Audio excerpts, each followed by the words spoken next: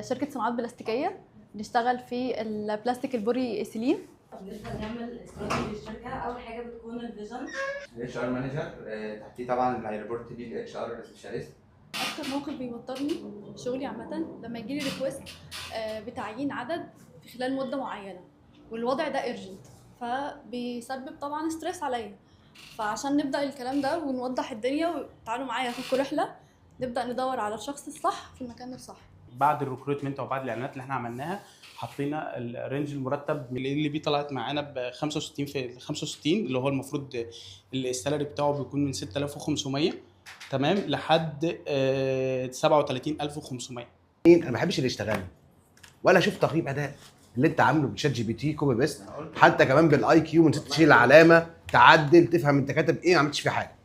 ده رقم واحد. رقم اتنين، ايه اللي عندي؟ وبعدين الحاجات دي بتتحط في البرزنتيشن، ما اتحطتش ليه؟ الحاجات دي بصراحه. رقم ثلاثة بس خلينا نكمل. بس في اجزاء مش تقريبا بتشوفها اول مره عديت عليها وسبتوها، زي الموتيفيشنال ايديا. اقلب زي الحته اللي اهم نقطه، بشرح الشركه.